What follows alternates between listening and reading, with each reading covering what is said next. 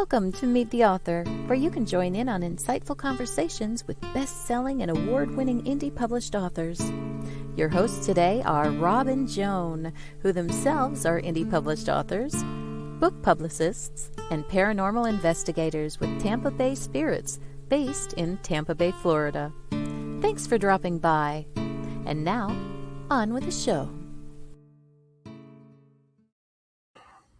Hi there, I'm Rob. And I'm Joan. Glad to have you join us tonight. Sorry we've been missing the last 2 weeks. We had 2 shows, but of course they were pre-recorded. If you haven't watched them already, we have Caleb and Linda were on last week. Kayla and Linda, I'm sure you've seen before. And the week before that was PG Man. It'd be worth watching those shows if you haven't watched them yet. You can find them on indiebooksource.com. You can go down in the first 3 lines that you get after you click on to Meet the Author page. You'll see places to watch it. And you go down further, you can watch it on our YouTube. And if you do, subscribe to us, because it's pathetic how few followers we have. We need subscribers. We do. But Caleb and Linda have some exciting news. They are doing an anthology of something. It's something I've never heard of before, and they never have either. They may be the first to do it. So that's interesting. And PG Man is an Italian author living in Finland who writes in English. And so she's a multifaceted, multi-talented person. And if we hadn't done that pre-recorded, we could never have had her on the show because of her work and then the time difference. And hello, Ronnie. Welcome to the show. Glad to see you here. Okay, so maybe we should get started. Yes. What do you think? I Okay. think so. Now that we're back, we're not on vacation anymore. No. Our writing getaway. That's what that was. Okay, 2 authors tonight. Second half hour is going to be author Joe Broadmeadow, and he's got a lot of wonderful things to talk about. Mm-hmm. And our first author is James RICKARD. And why don't we, without much ado, why don't we bring him on in? Yep. Hi, Hi, James. Hi, folks. Welcome to the show. Thank you. Nice to be here. It's good to have you. We often have you in the audience, and it's nice to have you on the show for a change. Now I can put a face to the name. Yeah, exactly. And go. James, you are a multi-genre author, and actually Joe, who will be on next, is also multi-genre. So that's really Super. cool. Okay. But first of all, why don't you tell us a little bit about yourself and how you got started writing? Okay. I'm from a really small town in West Virginia called Philippi, West Virginia. First land battle of the Civil War. I lived here. I was born and raised here, moved to Pittsburgh, and I came back here a few years ago and got real serious about my writing then. I started out writing when I was about, I don't know, like 8 or 9 years old, something like that, maybe 7 or 8. And never got real serious about it till I moved back, though. Oh, look, George says I'm here more or less. Hi, George. I know, Hey, George. The big Texas welcome to you. I know. I'm sorry, George. I'm sure you've been so busy. We noticed you've had lots of rehearsals and everything for your upcoming movie, Siren Song. So welcome. So which book was your first one, James? My very first one was, oh gosh, I got it right here. Grandpa Wore a 6-gun.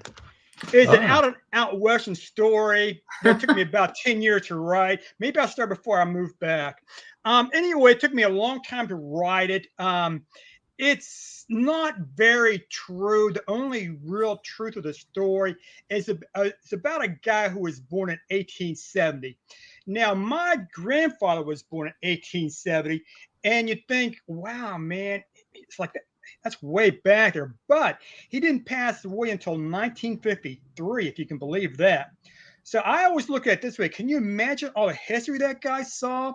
Like, aside from the cowboy days, which I mentioned in my book, you got to think it's like he saw the advent of the airplane, a couple of world wars, the rise of communism, the beginning of nuclear energy, so even television. Now, Caleb said, James is fortunate. There are a lot of great stories lurking in the hollows of West Virginia. Well, that's true too. Yeah. That is quite true. And Caleb, we just mentioned that if people hadn't tuned in last week, they need to check out your interview last week because you had some exciting news for us. Marjorie says, you're live, I'm live, it's all good. Glad to be here with the three of you. I know, Marjorie. After 2 weeks of us being pre-recorded, we have missed all of you. I've got to tell you that because we like all the comments and that you make always. So let's bring up some of your more recent books. Okay.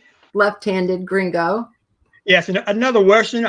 I kind of like that story. I like it when I wrote it, and I still like it. Well, it's a Martin Carter short story, right? Yeah. If it's Carter, it's got to be good. There you go. That's what I'm thinking. There you go. Yeah. See, the way I wrote that story is like I came up with a dynamite title, and then I had to write the story. And so then I thought, well, let's see, it's having, again, a Pancho Villa, kind of a revenge tale. He goes to Mexico. He's got to shoot left-handed instead of right-handed. An American in Mexico, gringo, left-handed because he's shooting left-handed. He's been wounded in the right side. So it all kind of flowed together after a while. Here's one of my favorite ones. It's the Old West, the New West, and the Weird West, 12 Stories of the West. That's an incredible little book. It sells pretty well, but not great. But I will say that is really a history of my writing. I've got the first Western in there that I ever wrote. Let's see. I've got a story in there also that was a bedtime story for my son when he was a little boy. He's 33 now, Yeah. And here's a different genre, My Pet Zombie, Life in the Coal Zone. Yeah, I'm not really a zombie buff, but the story was in my head, round and round, and I'm the kind of guy, I got to get the story out before I can move on, So I kind of had to write that one to move on. Oh, that's interesting. I can kind of let stuff percolate for a long time. I don't need to get them out real fast. I wish I could let stories percolate. I like the idea of doing that. The trouble is, I'll go to bed every night, trying to think of other things. And I said, and then I could have him do this, and I could have him do that, and this would happen. And it kind of wrote itself, really. That's awesome. That's great. And then we have Once Upon a Time with Grandpa. Oh, okay. That's kind of a sequel to my earlier work, Grandpa Wore a Six Gun. Same character, but it's a lot of time has passed, and so I think I want to keep writing about the Old West all the time. And I want the character to grow. And so it's like 1927, 28, I forget which it is. And he becomes involved looking for whether or not Butch Cassidy actually died in South America. And so he's an investigative journalist, and he goes down and tries to find out and gets involved in Butch Cassidy's nefarious activities. Oh, cool. Now, aren't you distantly related to either Butch Cassidy or the Sundance Kid? Butch Cassidy, both of them. Yeah. Yes, I have a cousin who is really into genealogy, and she traced it back for me and found out we're related. Sort of. Very distantly, but we're related. There you go. And it sounds really good when you write your bio. Yeah, it does. It does, right? Everybody I'm distantly related to is from the old country back in Ireland. Too far back, okay. Not too many generations have lived here so far. Treasure of the Ant People. Oh, okay. That's kind of a fantasy science fiction story. The second story I wrote, and it picks up the story again of Charlie Hobbs. And it's happening way after the West, and so it's around 1920, something like that. Kind of vague. I don't say exactly when, but he gets tied up with his next door neighbor. His next door neighbor is Joby, and they say, "Hey, wait a minute," and Joby is like a big dreamer, and he said, I read this thing in National Geographic about Pancho Villa left a lot of gold in Texas. So, or not Texas, I'm sorry, a lot of gold in Mexico. So let's go see if we can find some treasure. And they go down and the madness ensues. That's really cool. It's interesting that you have Charlie involved with a sci-fi type story. The thing of it is, it didn't start out that way, but it kind of moved that way, and it kind of it all fits together. Kind of fits. I mean, you can't, I mean. I just sound like an old guy, but it's like I didn't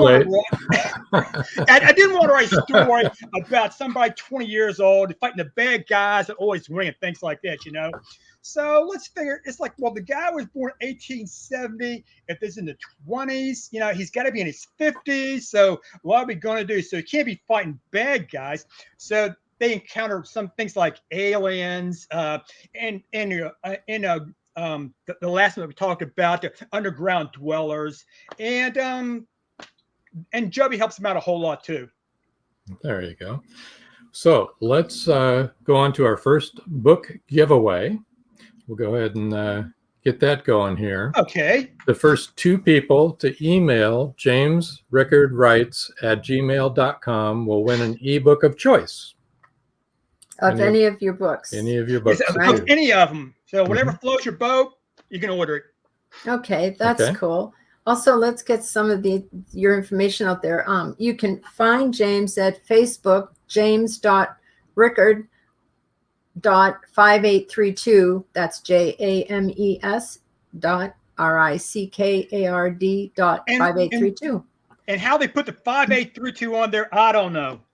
It means something. Yeah, it means something to somebody. Somebody, yeah.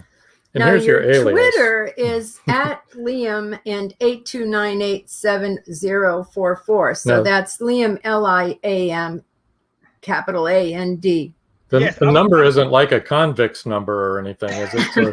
Liam and some convict. See, what I was doing during that period when I signed up on Twitter, I didn't know if I really wanted to expose my true identity or not. So I was using a false identity. Liam Anderson. There you go. Yeah. Oh, I see. Liam Anderson. That was your nom de plume. Yes, nom de plume. Perfect. Or your pen name or your pseudonym, however you want to say it. Oh my goodness. Hey, Tom Nally. How are you? This is Tom's World. You can find him on YouTube. Or Tom's Chair. Tom's Chair might be there. Yeah. He might not be. We've been on many podcasts with Tom where all we saw was an empty chair. Right, Tom? Well, I tell you what, I got to check that out because anybody that calls it, this is Tom's World or whatever. What was it again? You put that back up? Sure. This is Tom's World. Okay. Yeah, I got to check that out. Okay. Yeah, he's got some pretty good videos. He does. Really good videos. Yeah. He does some really great stuff at parks. Oh, look at who's here. Joe Conjal. Hi. Hey, Joe. And Hames. No, that's James, I'm sure. I think he means James. Yes. Oh, boy. Hey, we missed all of you guys. There you go. Yeah. Well, LMAO, Tom's chair. Tom's chair. Well, Tom, that has happened more than once. There you go.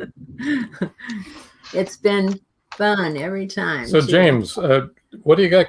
What do you got coming up? Anything? Any I do. On the drawing board there? Fact, I'm working on. Hold it still. You're almost there. Return of the Ant People. I can read it. I like that. Okay, yeah. Return of the Ant. I haven't published it yet. I just got the mock-up of it here.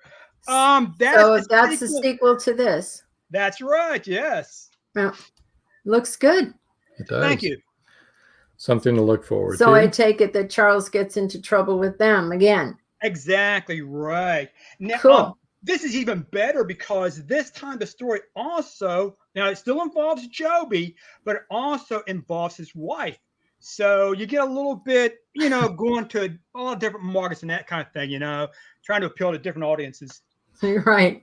So now Tom said, I should have a live stream that goes overnight with just my chair, a new channel called This is Tom's Chair. That'd be a journal. Right, journal. Oh, this guy's already cracking me up. Yeah. Oh, he's he's a funny guy. really funny. We liked him. Though, to tell you the truth, his YouTube is about a park that he's helping to renovate and get planted and stuff. So it's actually very serious. Yeah. Believe it or not. It's actually a serious thing. It's a very serious YouTube channel, but very enjoyable and beautiful if you like taking walks through parks and seeing. Sorry, that was my Boston coming out. Taking walks through parks. Parks. The rest of you would say parks. The Harvard Yard. Yeah. Yeah, I started a YouTube channel not too long ago, but I'm kind of bummed out because it's like they won't put a subscribe channel or a subscribe button right next there. You know, you've got it says analytics and something else, but the little red subscribe button's not there. So I stuck one on each video, and I don't know if it works or not. Yeah, that's what ours have our logo is down in the lower right hand corner when you go to watch something, and it says subscribe. If you click that, you subscribe. What, to our YouTube channel? It isn't working very well. No, well, it's people don't really know that. I think I didn't know that. It's all like, oh, I guess I'll put that on there. Exactly, yeah. And then they say contact us. I guess this is our night to rag on YouTube. Then it says contact us. The trouble is, there's all this stuff on there that says YouTube doesn't get back to you when you do try to contact them. So I contact him just to be on the safe side. There's our page, everybody. 40 subscribers. That's proof right there. All right. Okay. We need to pump that up. We need to boost it up a little bit. That's our YouTube channel. That's very sad. It is really sad. But actually, our show plays on another YouTube channel, the radio station's YouTube channel. And then we upload later, the next day, we upload it onto ours. So we have everything's all in one place. Yeah. But it's also on the radio station's YouTube channel, so, which is what is broadcasting right now. Yeah. I'm not real sure like how I watch it live. All I know is I type in Meet the Author podcast and it takes me there. There you go. Caleb says, I'm partial to his windmill portal. Portal? Yeah, portal, yes. Oh, okay. I live only a half hour away from Aurora and have written many stories about the spacecraft crashing into Judge Proctor's windmill. Okay. Yeah. Did you know about this, James? Yes, I did, as a matter of fact. Yeah. Oh my goodness. That wasn't that in Texas? Yes, Aurora, Texas. Aurora, Texas. Yes. That's amazing. And they gave the poor little fella a good Christian burial. That's right. That was in the newspaper. That. Poor little fella. That's what they call him. I can't he had a name, and I can never remember his name. I can't either, but they buried him with a simple name. It's a simple name, like Dawn or Bill or Joe. Yeah, Bill or Ed or whatever. Diane says I need to check and see if I'm subscribed. Ned? Yeah, it could have been Ned. Thanks, Diane. Thanks. Yes, I love that story about Aurora, Texas. When we have Bob and Jim back, we'll have to talk about that. Well, let me elaborate on that a little bit then, the way that it ties into Windmill Portal.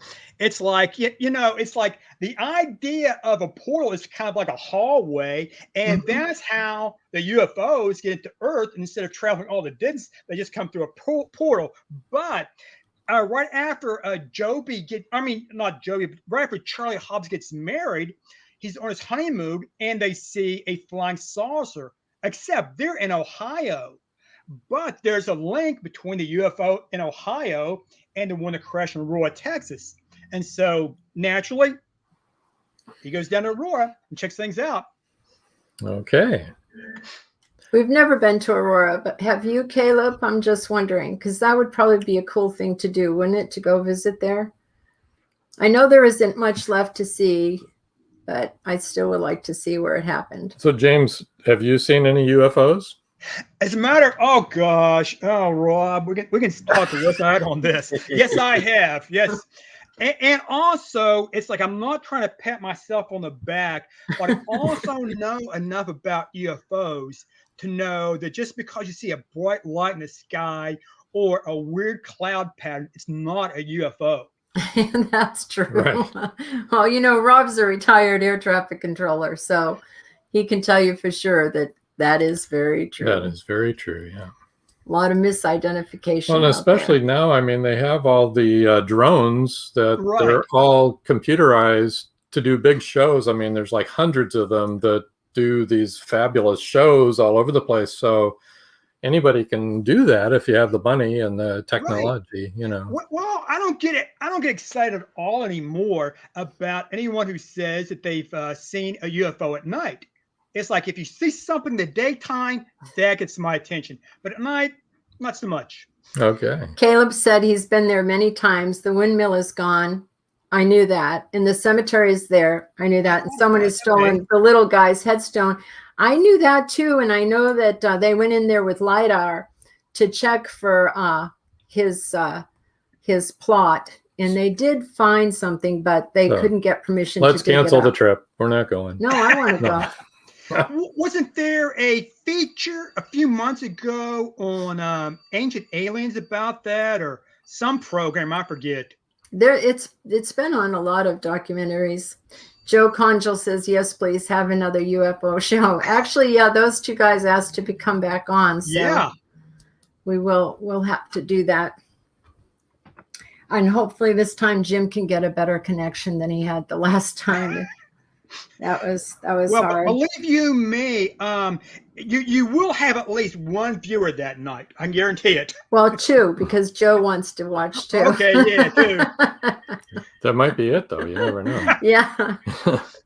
Unless there's some aliens watching. So your latest book that you're writing on, back to what your books, which is what we're here for, is actually a sci-fi one about the ant people, right? Right, yeah.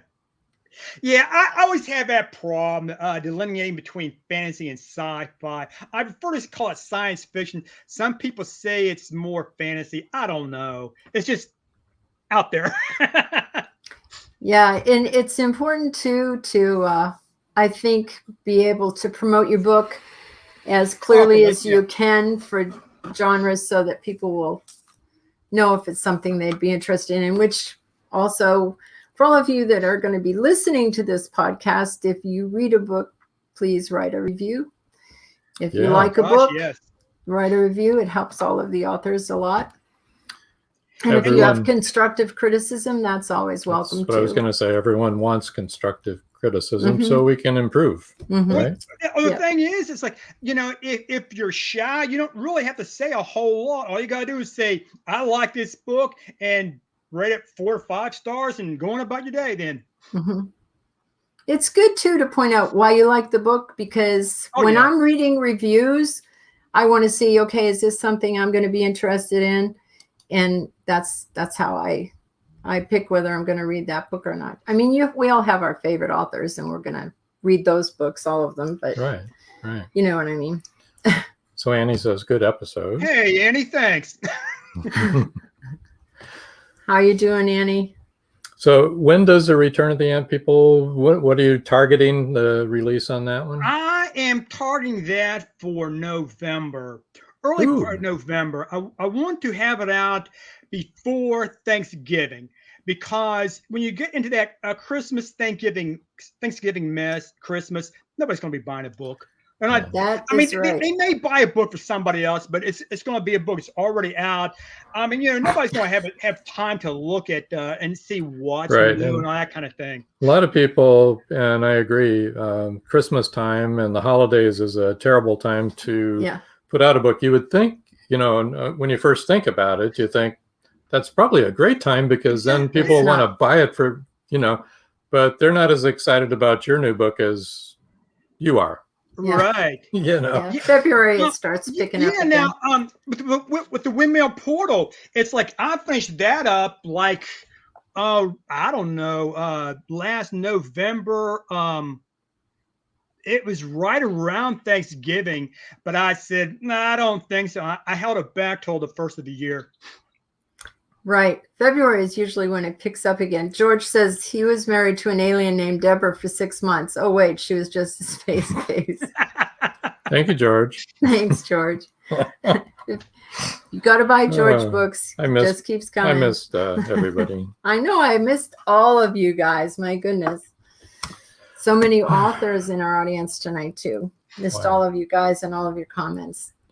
Okay, so we know where to reach James, Mhm. and we've seen his book giveaward there. Hopefully everybody is entered. Yep. I put up his Facebook, Mhm. james.rickard.5832.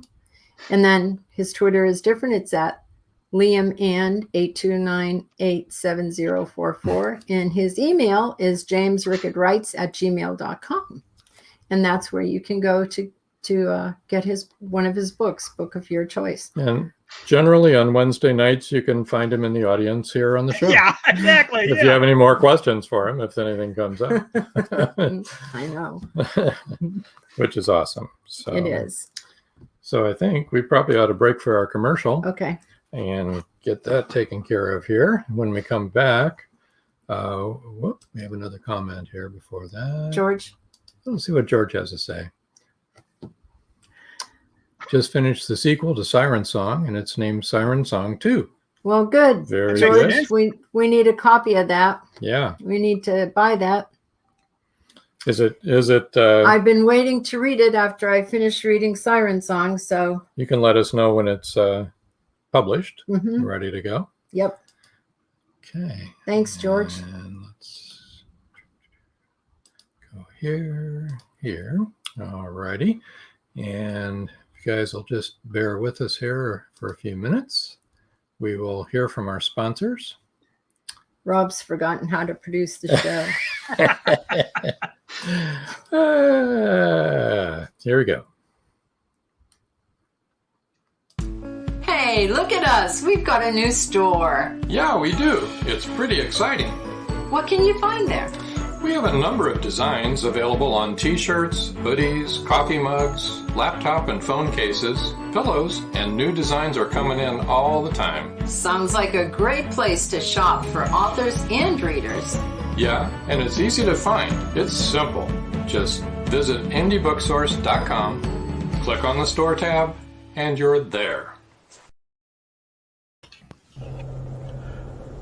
The Bipolar DM Show, a show about Dungeons & Dragons, indie writing, and living with a mental illness. Watch us live on Saturdays at 7 p.m. Eastern Standard Time on WLFE-DB.com, where we interview guest speakers, authors, and subject matter experts in the areas of mental health, living well, and role-playing games. We're proud supporters of Safe Space. For more information, be sure to visit WLFE-DB.com. Watch us live on Strim TV, Variety Unlimited channel. Also, visit our Facebook page at Bipolar DM and see us on twitch.tv/TheBipolarDM. Our webpage is www.thebipolardm.com. There you'll find more information. At Indie Book Source, you can shop by genre or by author, and you will be buying direct from the author's main purchase link. We offer hundreds of titles in formats that include ebooks, paperback, hardbound, and audiobook. Support an indie author. Visit indiebooksource.com today. WLFE Digital Broadcast Network presents Variety Unlimited Television. Watch shows like Meet the Author Podcast, The Bipolar DM, Just Cindy, Card Pulls and Coffee, Unfiltered Talk with Bryce, and more. That's right, our shows are your shows on WLFE Digital Broadcast Network. And now, back to the show.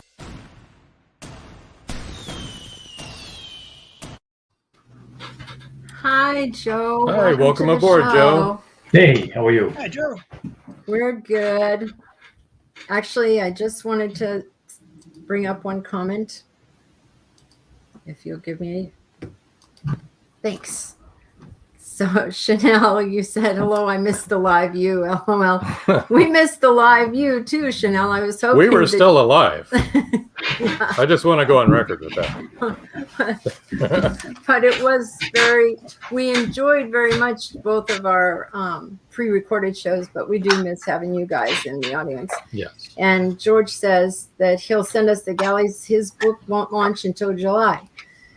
Okay, but I know he had to waiting. get that in the works because of his movie deal. They wanted two in the hopper. So anyway, Joe, this is your time, so I won't take up any more of your time. You've had very precious. You have quite a storied past. Would you like to tell a little bit about yourself and how you got into writing? And you are very multi-genre, which is a good thing. True. Yeah. Well, I've been writing, much like Jim said, I've been private writing since the first grade. I was very fortunate growing up to have some really excellent teachers, some of whom, believe it or not, I'm still in touch with. They're all about 195 years old, but and one of them I know is listening right now, so I hope you caught that. Anyway, so I was very fortunate that writing has always played a big, important part of what I did.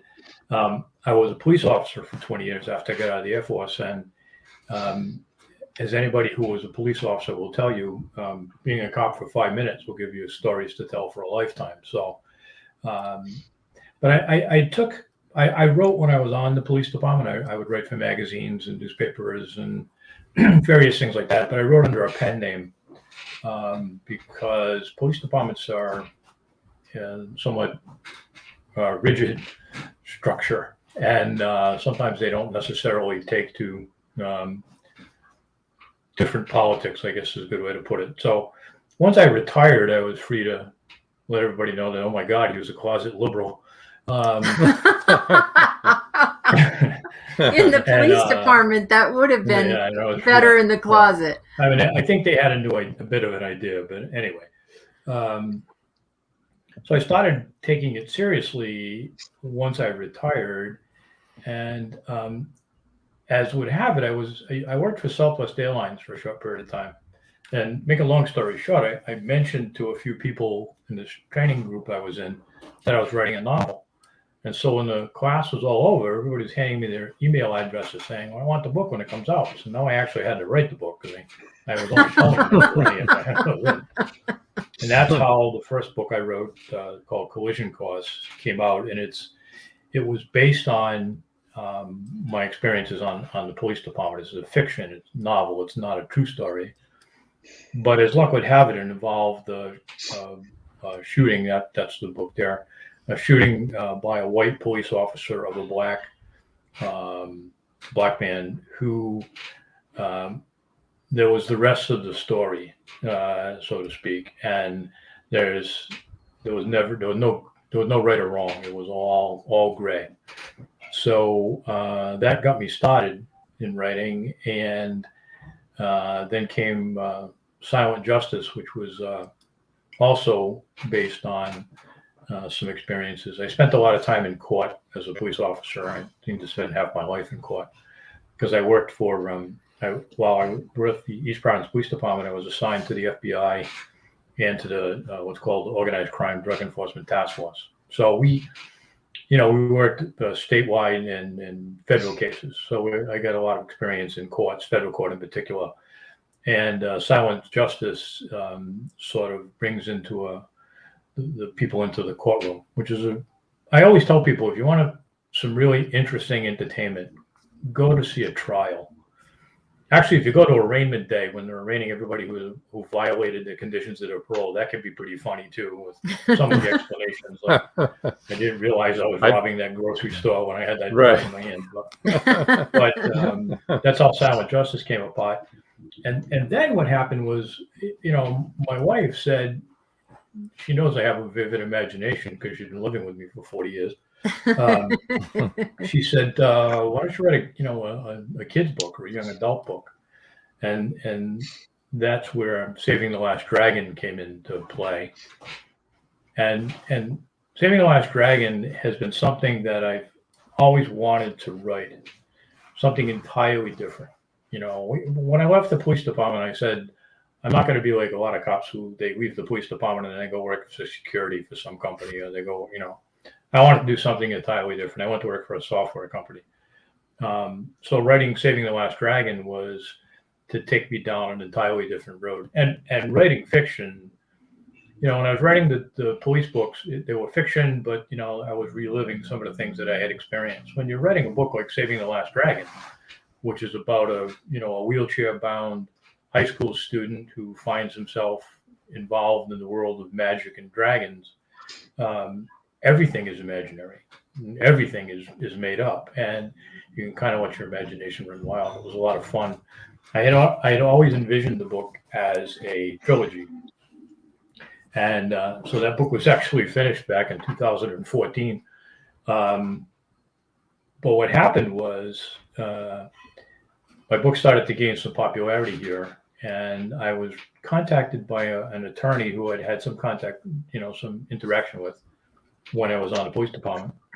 He asked me if I would be interested in, hello, Michael, asked me if I was, my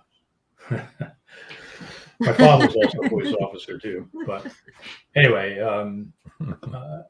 when he asked me if I'd be interested in writing a project, and he didn't tell me what it was about, but I said, sure, I'll come down and talk to him. What happened, his wife had read 2 of my novels, and they were looking for someone to work on a project, and I went down there, and the book that came from it is this one here. It's called Choices. You get the camera angle right there. There it is. Yeah, you got it right. Perfect. And it's about a guy by the name of Jerry Tillinghast, who was a notorious enforcer for the patriarchal mob family here in Rhode Island. My father actually had arrested him, so we kept it all in the family. My father arrested him. I wrote his book. So I met Jerry. He'd been out of prison about 3 years. He spent 33 years in prison for a murder. But the interesting thing about his story, when I talked with him, I said that I would be interested in writing the book, but I'm not going to write it. I'm not going to put anything in the book that I can't back up and that I can't substantiate. And Jerry agreed. We really had no choice, because it's either that or I wasn't going to write it. But in writing the story, I found out some things. There's no matter how bad a person is, there's always more to their story. I mean, there are sociopaths in the world who are just plain evil, have no empathy for people, but they're very rare. Most people are just people who made bad choices, and that's why we came up with the title of the book, was Choices. Jerry lives, he spent 33 years in prison. He's got 5 kids, almost the entire life of all his children. He was in prison. But Jerry was also a Marine in Vietnam, and he got involved in an incident in Vietnam where he was charged with the rape of a Vietnamese woman. And what really decided the story for me to write the story about him was I was able to track down the original Marine JAG officer who represented him in Vietnam. This guy was a retired presiding justice of the California Supreme Court, and he remembered the case. Now that just fascinated me, because you've got a guy who's got a 50-year legal career, probably dealt with thousands of cases, and he remembered the details of a court-martial of a Marine in Vietnam. And he told me he had seen 3 miscarriages of justice in his career as an attorney, as a jurist. Clear miscarriages of justice, and this case was one of them. Jerry, you should never have been convicted. But he came back. He was convicted. He got a longer. He didn't actually commit the rape. He was accused of threatening the woman and untying her. But 2 of the Marines that actually committed the rape received 6-month jail sentences, and they were reduced in pay and went back into the Marine Corps. Wow. Jerry received a dishonorable discharge, spent a year in prison, and came home a convicted felon. 19 years old, convicted felon. It's a tough kid. What does the Marine Corps teach you to do? They teach you how to kill people and break things. So you don't have a lot of transferable skills from the Marine Corps most of the time. So he got involved with the wise guys. And but the case that I read about in his book, his brother was also convicted with him, and his brother was not in the car. His brother was not involved in that murder. And Jerry ultimately told me he went to jail for 30 years. He never said who was involved in that case until his brother died. Brother died as a result of being in prison, was not guilty of the murder. The guy who actually did commit the murder was another wise guy. But Jerry wouldn't give him up until he died. Once that guy died, then Jerry gave the story up. But his brother was not guilty and was convicted. And that's troubling. That's not the way. I don't have a problem putting bad guys in jail. I joked with Jerry. I said that, he was hiding in prison when I was on the police department. He went to prison in 1978 when I went on the job, and he didn't get out till 2003 or 2004. So the whole time I was a cop, he wasn't out on the street. But I wouldn't have had a problem arresting him if he, committed a crime. Right. But the system is not supposed to be you go to prison for something you didn't do. Right. Well, that's very true.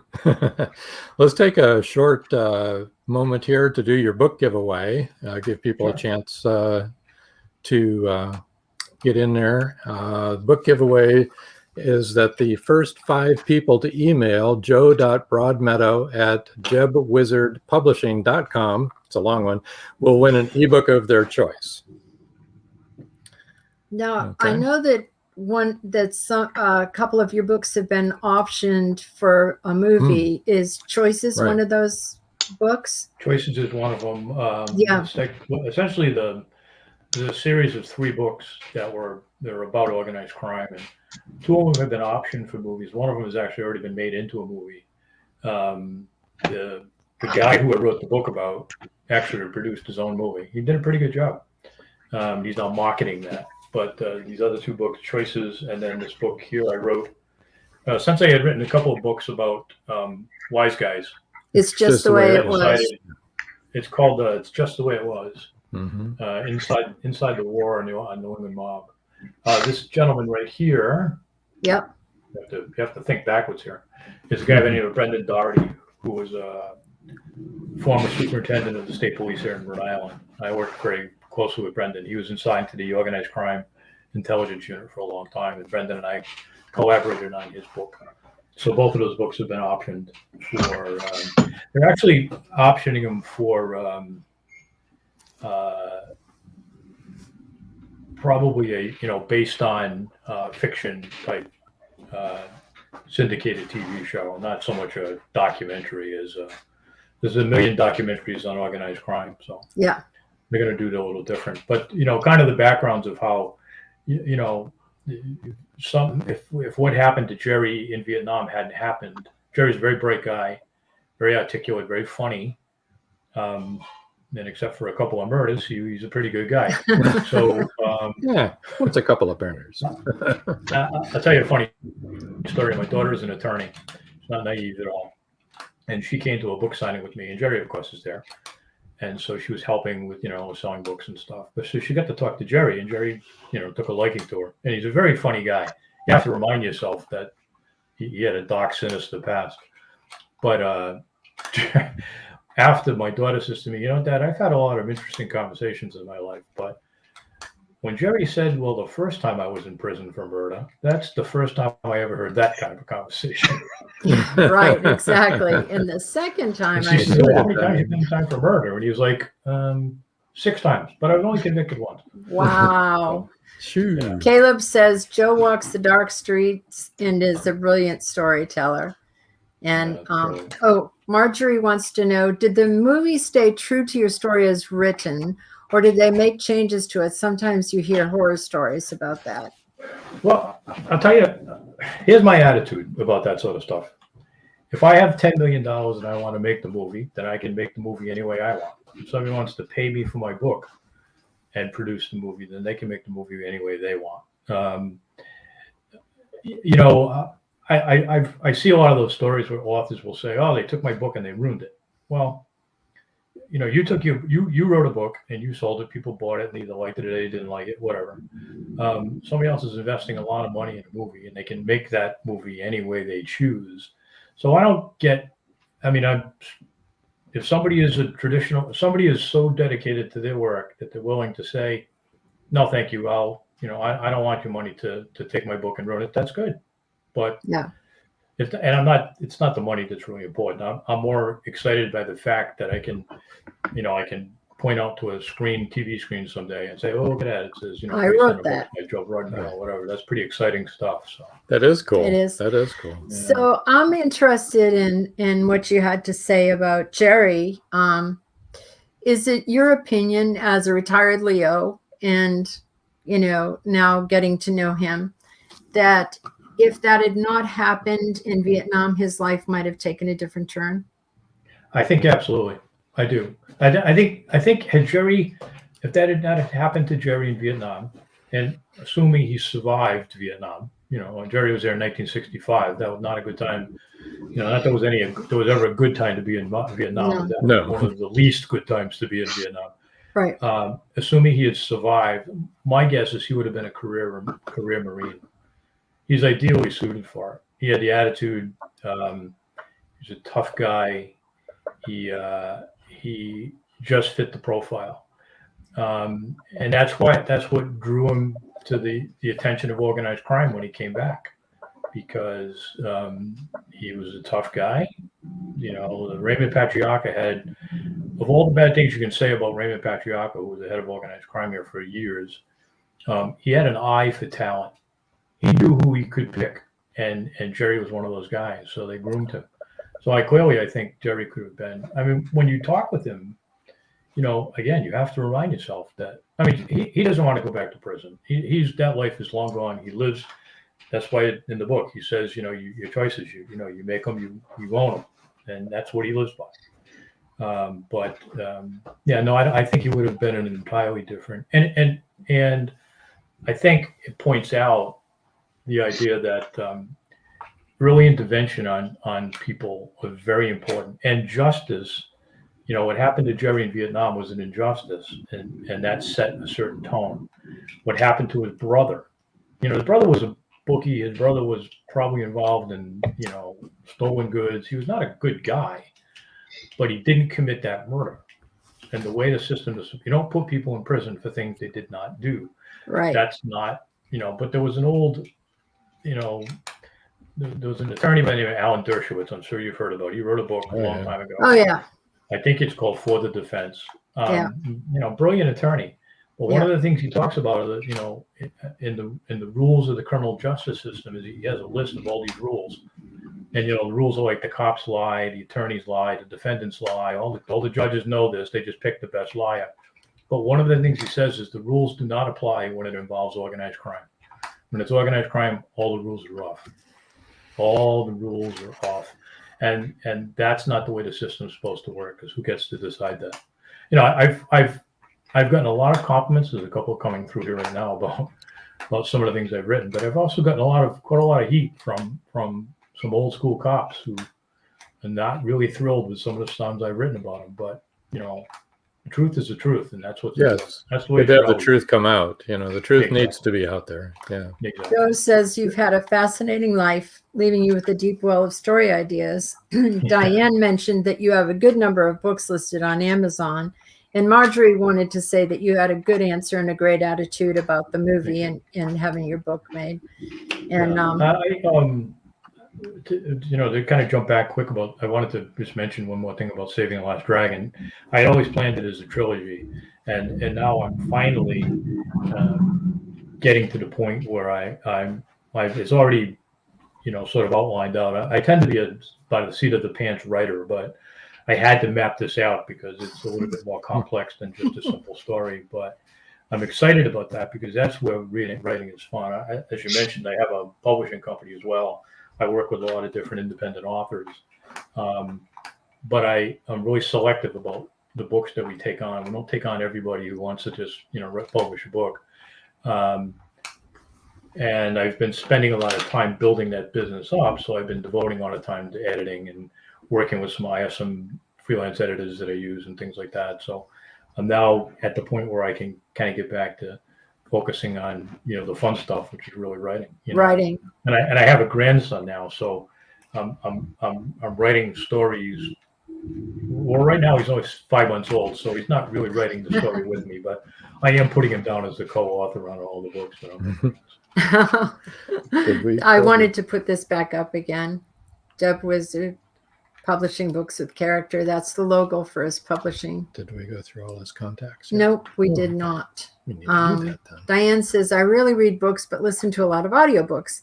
I've put your book, Silence Justice, on my wish list for a future read. Very nice. That's great. Thank you, Diane.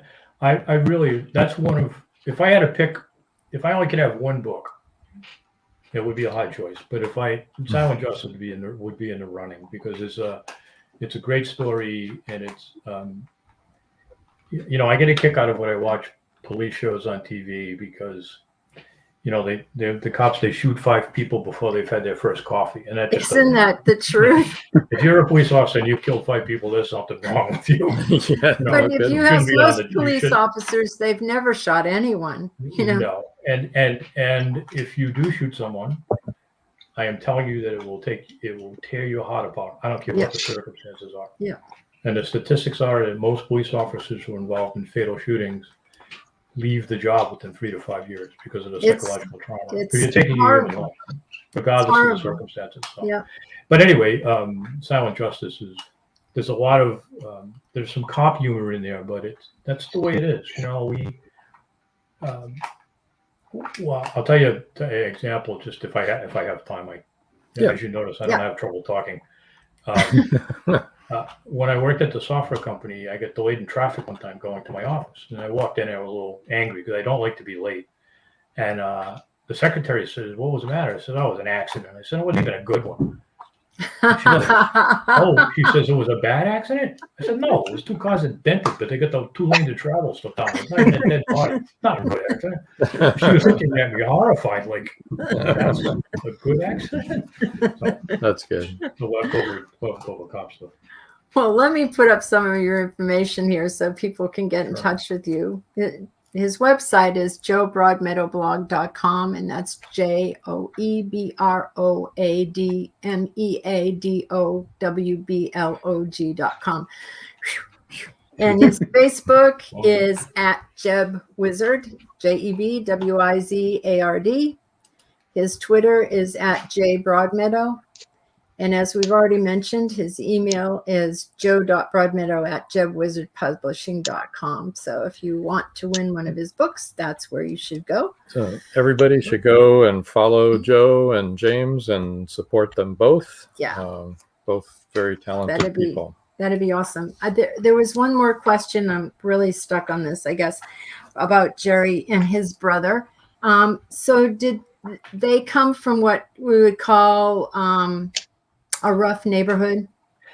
He grew up in the south side of Providence, but back in the the 50s, it really wasn't as. I mean, it was a tough neighborhood, but it was tough. Racially mixed. Jerry had none of his family were involved in any organized crime, and he's Irish, English and Irish. He's got no Italian ancestry that you would normally associate with some connection to the hill. So he grew up in a tough neighborhood, and he was involved in some stupid kid things, but nothing to indicate. There was no indication when he was in high school that there was a kid that was going to someday be in the FBI's most wanted list. Yeah. And it was just a set of circumstances that that happened. So. And Michael just had this to say: just remember Harriet Lane, good old days. They were. And I grew up. And we grew up in Como. That was. Actually, if you go on my blog, Michael, you can search through. I often write nostalgic things about Harriet Lane. It was a great place to grow up.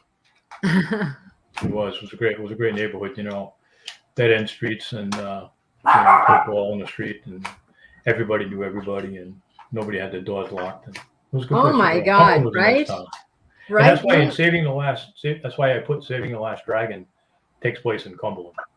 There's a place there called Diamond Hill. It had no diamonds. We used to go up there and dig for years trying to find diamonds and find one diamond. But that's why I based it in Cumberland, just because it was such a great place to grow up. When we all grew up, you could go outside and play in the streets. And in the summertime, I remember all the parents would have a different way of calling the kids home. Some would whistle, some would have bells, stuff like that. It'd be midnight in the summer. We'd be out playing till midnight, and then we'd be called in because it was summer. You didn't have school. Yeah, we were surrounded by woods, so we would go out Yeah, at we were 8 in the too. We did morning too, and not yeah. come back till 6 o'clock at Yeah, night. your Where have all parents the woods wouldn't gone? worry about you. But now, You know? now people get abducted in the woods. I know. So it's like, Yeah. We Well, that's used where to it see- doesn't happen. But people think it, but it doesn't happen, you know. yeah. We used to see fox in the woods and Yeah, all kinds of sure. stuff, and our parents didn't worry. You know, you go out and play. Exactly. That was Do a it more different, often instead of sitting different inside. life. If you're not inside reading, you should be outside playing. There you go. I'm Reading the kind or of person writing. that I'll read a toothpaste tube if I don't have anything else to read, because I like to read. Yeah, there you go. So let's open the show up now between Joe and James. If you guys have any questions for each other or comments for each other and the audience, Do you have any questions? anybody for in the anyone? audience have any last minute questions here as we Oh, kind of wind down? Joe, I tell you what, man, I think I could talk to you for another hour, but we'll try and Yeah. wrap this up. Anyway, what you said about being in a trial, it was awesome because I don't know if you say it was awesome, but when I lived in Pittsburgh, I had to do a murder trial that was gang related, and that was awfully interesting. It's like Yeah. everybody griped, right now I live in a small town in West Virginia. I was from a small town in West Virginia, and I was excited as heck, and everybody else griped about being there. So I don't know. But what I wanted to ask though is, you said they're trying to make a movie out of The Choice. Is that correct? Choices, yes. Okay. Well, I was wondering, it's like, are they going to let you help with the film, maybe like as a technical advisor or something else, or did they just bite and say, "See you, bye"? Well, this is, well, they could have, but no. In this case, they've asked us to be. If you notice on a lot of these shows, you'll see producers, executive producers, assistant Right, executive yeah. producers. That's what all they are, and that's what where the contract has us as technical advisors to the movie. So, well, the Okay. TV show, whatever it works out. It's so yeah, we will be involved in some of that. Great. That's a whole other new world to me. I'm not sure, how. I mean, you could, the contract is, the option is for 2 years with an option to renew it for 2 years. So, this thing could be out there for 10 years before it gets made. But Yep. Then once it gets in the can, it can sit there for a while too. Yeah. So yeah, and James, in the books that you write, do you focus primarily on things that interest you, or do you sometimes get ideas from other people and say, yeah, I think I'll run with that? A little bit of both, really. It's something I'm interested in, but also I'm open to anything, changing anything around and making a story out of it. It's like when I write stories, they're usually about based in truth, except for my very first one, Grandpa wore a 6-gun, but the rest of them, there's a nugget of truth in there. Along those lines, this book, Once Upon a Time with Grandpa, there's a lot of truth in that book. I'd say, it's about Butch Cassidy, and it's probably, I don't know, 50%, 60% true. I was like hearing how authors go about getting their ideas. For me, I have to write. I have to live to be about 150 to do all the books I want to do. But That's exactly what I was thinking. Was you're talking about all the things you've done. So yeah, I said, man, this guy's going to have a wealth of a storehouse in there. yeah. Oh, sorry. Oops. That wasn't supposed to be on the air. Oh, I'm Okay. sorry. Okay, George. Sorry. Sorry, God bless. Yes, have a safe trip. So, James, do you have any advice for new authors? yeah. My advice would be to pay attention to everything. And even when you're young and you're in school, pay attention to what your English teacher tells you. Okay. I don't want to sound like an old fart, but hey, if you're going to be a writer, you're going to need it sooner or later. But at the same time, remember, rules are made to be broken. Your teacher may not agree with that, and you may get in a lot of trouble in class and doing it. But if you've come up with a good story, you can still break the rules a little bit. There you go. And Joe, we'll throw that into your arena also for a short answer. If you have any short answers. I always tell people that if you want to be a writer, then write. Sit down. Yeah. 2 minutes a day, 2 hours a day. For me, I get up early. I'm usually up at 5:30 in the morning, and it usually gives me an hour, a couple hours of where I can write, and that works for me. But it's like playing a musical instrument. The only way to get good at it is to just keep writing. Yeah, if you don't practice, and you have to, and you have to read. That's the thing. I've always been I'm one of those people that I read. I always have 2 or 3 books going at a time because I just read all the time, and that's how you find good writing, and that's how you find really bad writing. But write. Sit down and write. How do I write a book? You start by in the beginning and go from there. That's how you do it. I like to read. I've always liked to read since I was little. I like to read. And I mean, I like to read all kinds of genres, and I like to read classics, and I actually even like, Shakespeare. So I like to read. Want to learn about life is in Shakespeare. I love it. Long before the advent of Kindle, I used to travel with almost a separate suitcase full of books. And one year I ran out in the middle of a vacation, which to me is just horrible. And we were at a Marriott hotel I think it was in Barbados, and I ended up reading the Book of Mormon, because that's Marriott is a Mormon. Yes, which is an interesting read. And I've done the same thing. Remember when I did that? Mm-hmm. And also I read he had the Marriott's biography, which was in there, which was rather interesting, because then I can tell everybody a tidbit that how Marriott hotels got started. No, A&W root beer. Oh, that's amazing. Wow. That really is amazing. Yeah, They drank it at the table? Nope, he had an A&W root beer outside of Washington National Airport back in the 40s, I believe. And he was the first franchise A&W franchise location to get authorization to serve food. He would sell food to the pilots. And that built up Marriott's food service. And if you ever noticed, well, it used to be, I don't know if it is true anymore, but it used to be in almost all the international flights, the food service was provided by Marriott. That's so interesting. Hotel and went from there. That's cool.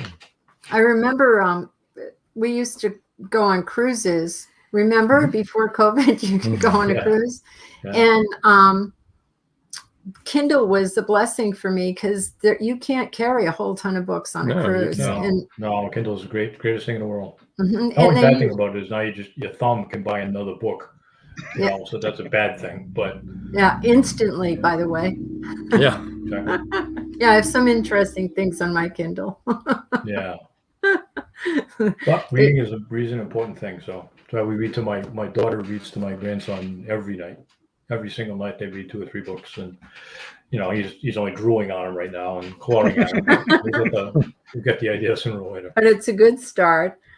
Joe Conjal says, "Great show tonight. Also enjoyed the pre-recorded shows." Thanks, Joe. Yeah, this has been fun.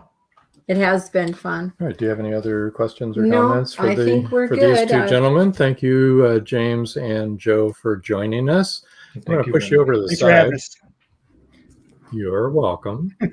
And what else we got here? You got anything as far as? I just want to remind people to like, share, follow, and always comment. We love the comments. Right. And after our show is Inside the Drag Closet.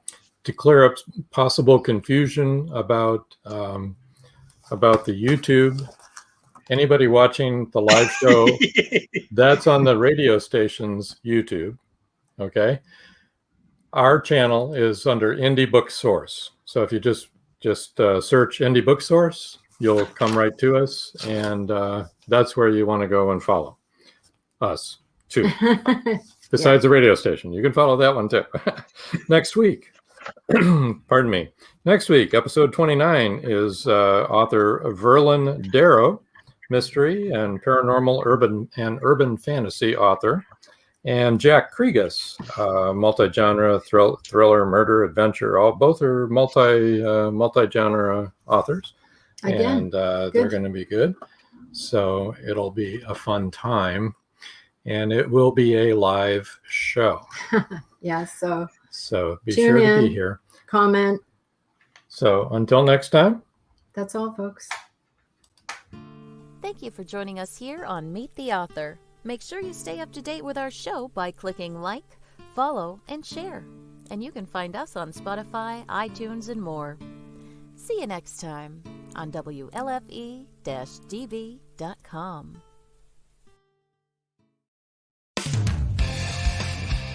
You've been listening to WLFE-DB.com, where our shows are your shows.